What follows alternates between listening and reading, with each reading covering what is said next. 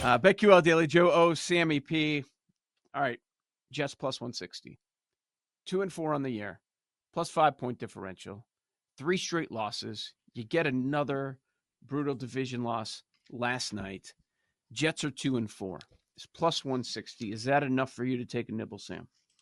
I'd rather nibble that than lay a price at minus 200. This would be the time to buy. I mean, this is always the time to buy. The day after a tough loss, you and I are sitting here railing Rodgers, talking smack. I mean, he wasn't good down the stretch.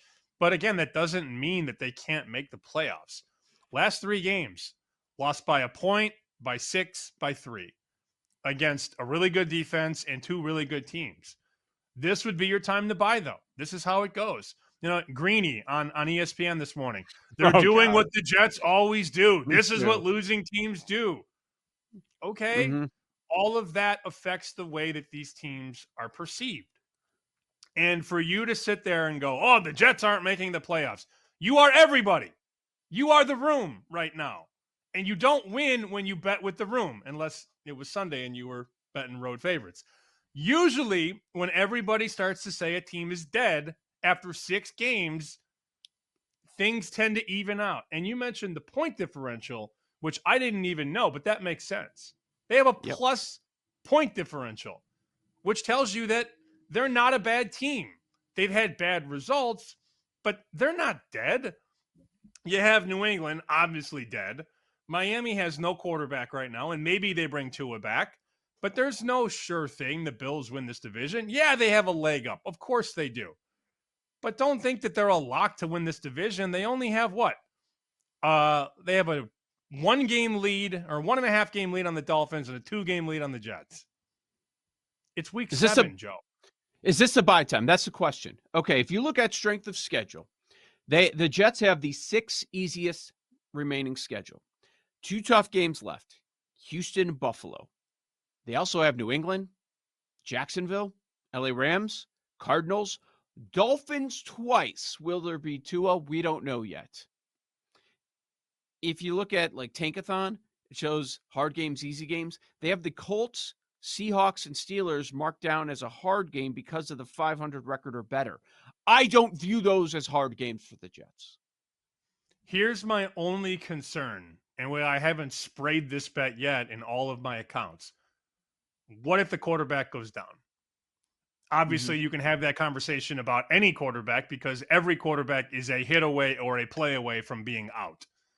But he is not a spring chicken anymore, if you know what I mean. He is not on the right side of, forget 30, the right side of 40 anymore. You know, this is an older guy that just doesn't recover the way he used to and can't do the things that he used to. I would still bet plus 160, though, because of their schedule. It is very easy down the stretch. And here's the other thing. Let's say the Bills are going into that game in week, 17? It's the second to last week. I confuse myself all the time now because it used to be the last week was week 17. Now the last week is week 18. Nothing is the same as childhood anymore, Joe. Shea Stadium is Citi Field. Week 18 is week 17. Everything is up. Everything is down. We're old. We are old. I am washed. I am definitely washed. What if the Bills are, playing for nothing and they're not starting their good players? I mean, that's a game the Jets could just roll in there and win. We've seen Kansas City already have the number 1 seed locked up with 2 weeks to go and not play anybody. So this could be very simple for them down the stretch, but the quarterback has to stay on the field and they have to put away these bad teams. They've already put away the Patriots. They've already put away the Titans. You got to beat these teams. Steelers, Texans, Cardinals. Well, Texans are good. Steelers, Cardinals, Colts, Jags, Rams. You got to beat all those teams, which they can, but this would be a buy point for me. Not division, but playoffs. Yeah, let's stick with playoffs, and let's stick with the AFC side for the moment because there's something I want to talk about in the NFC as well, which might take us a little bit to get through. Steelers are 4-2. Plus 140 to miss. We know about the brutal schedule that they have moving forward. In the near future, they've got the 2 New York teams, Jets and Giants next, Commanders, Ravens, Browns, Bengals. It's funny, we talk about the schedule before the season, and it looks like those Browns games are tough. Like, no, Now it's easy. Now you love the fact that you have the Browns twice in a matter of 3 weeks. Where are you with the Steelers? I don't know yet. Obviously, Okay. the math tells you they're favored to make maybe the most prepared team every single week. Tomlin is a wizard. He's been one for 20 years now in this league. We have seen so many things change across the league. Coaches have changed. Teams have moved through multiple coaches. How many coaches have the Bears had since 2006? Don't even. It's Yeah. like, it's like, Yeah. holy cow. But he has been the constant in a league that is basically changing every single season. He is the guy that gets this team prepared and ready to play. I don't even love their team, but you can't knock them I for don't just either. winning. They go out and they win. They might not cover, they win. They win these games. That being said, I'll probably bet against them this week. I'll probably take the Jets. That number is basically a pick 'em right now Well, between the Jets and so the Steelers. I bring that up because, okay, if I'm betting a Steelers playoff side, it is miss and only miss at plus 140. If you think the Jets beat the Steelers, maybe Jets makes or Steelers miss or both aren't the worst ideas in the world. Not that you want to tie everything to a week 7 result, but I can see it going that way. Like maybe it starts up here a little bit of a run. So you're saying the Jets losing streak ends at 3. They turn things around at least. Like let's not forget. I don't want this to be like Jet Central here, but the Jets 2 losses here, Bills, Vikings. Those are really good teams. But the headline's going to be they've lost 3 straight games. They fired their coach. They're still losing, blah, blah, blah. Those are really good teams. The Bronco loss at home by a point was bad. That was Bad. bad, but these are 2 of the better teams in the league right now, the Bills and the Vikings. If we're power rating teams, maybe top 5 both. I saw this on social the other day. I'm sure you'll get a kick out of this. There's a decent chance Doug Peterson will have won a Super Bowl and been fired twice in the same span of time when Mike Tomlin didn't win a playoff game. Think about that. Think about that. Now, they're good in the regular season. They have been really bad in the postseason. But let's just process that factoid. Doug Peterson will have won a Super Bowl and potentially fired twice in the same span of time that Mike Tomlin didn't win a playoff game. That is a wild, wild nugget. When did Ben Roethlisberger retire? 2021? It feels like everything's tied to Roethlisberger, and he was really bad at the end those last couple years. But the defenders would say, well, he doesn't have a quarterback. Well, they keep changing the quarterback. They haven't been able to find the guy since Roethlisberger. There were some losses with Roethlisberger too. Don't forget that. And he's one of the main reasons that he's never had a losing season as a head coach. Any team in the AFC you want to throw out as far as playoffs or any kind of futures? Yeah, I like the Ravens at minus 1,800 to make the playoffs. I think that's a pretty good bet. I might lightning bet that one. Can we talk about, in all seriousness, can we talk about, I was kidding. That was a joke. Can we talk about the Bengals and their price? Yeah, I wrote them down. Okay. So plus 15 to make, basically. Plus 110, plus 115, minus 140-ish to miss. Yep. They didn't really impress me that much. But here's the thing about the Bengals. Here's the thing about them. If you don't kill them, they're going to keep coming back. Like, if they would have lost that game to the Giants, which was a microcosm of the entire NFL weekend where a road team goes just horribly wrong and scores 7 points at home, road favorite, or home team, rather. Giants score 7, Bengals win 17-7 in New York. You could have basically knocked the Bengals out, but you couldn't do it. And now they're 2-4, and now the schedule gets relatively easier. Remember, they played, it's easy. Chiefs, This Ravens.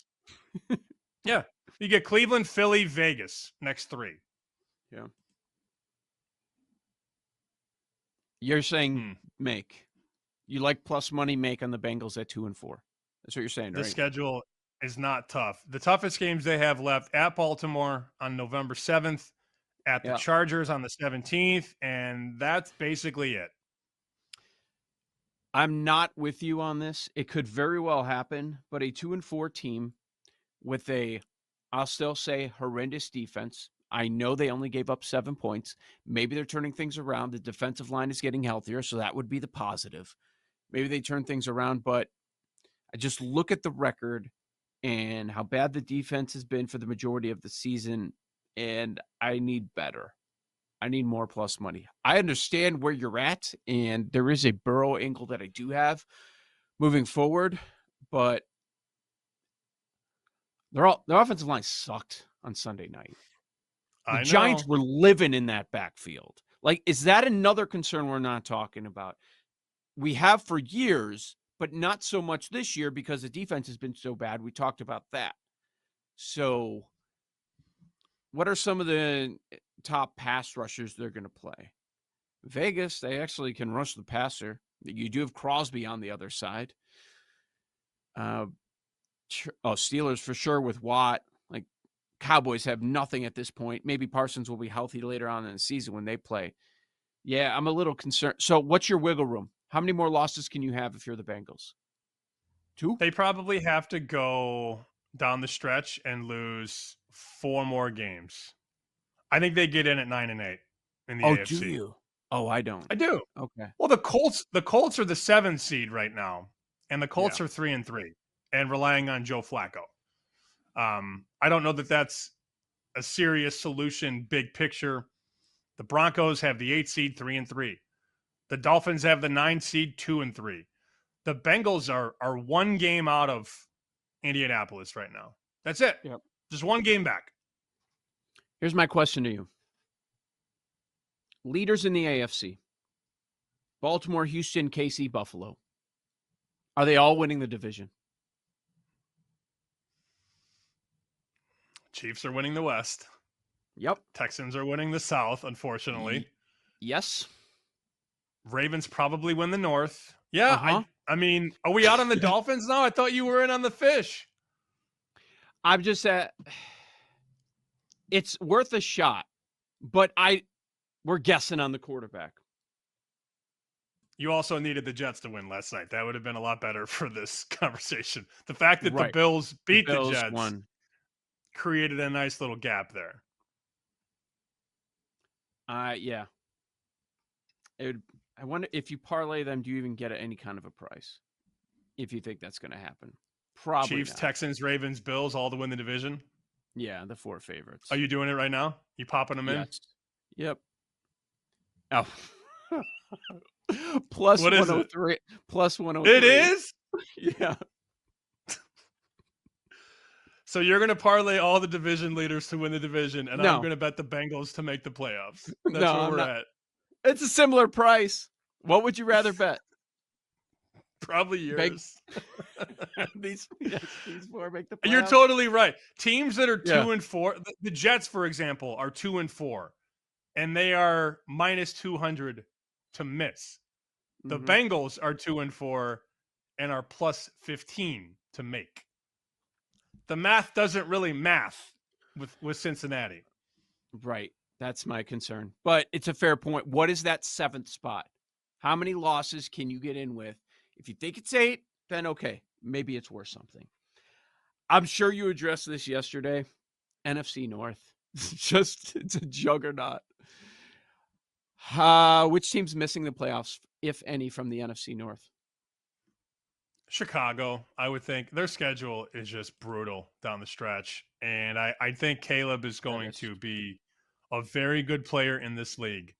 But their schedule, man, after they play the Patriots, it is brutal. I've talked about this now a couple days in a row. Probably sound like a broken record. After the Patriots game, Green Bay, Minnesota, Detroit, San Francisco, Minnesota, Detroit, Seattle, Green Bay. That's how the season ends for Chicago. And my big issue with the Bears is not the roster, it's the coach. It is brutal for Chicago, Detroit, Green Bay, all playing each other down the final stretch. So I understand why people are having the conversation of all 4 teams making it, but the problem is somebody's going to lose those games when they're playing each other.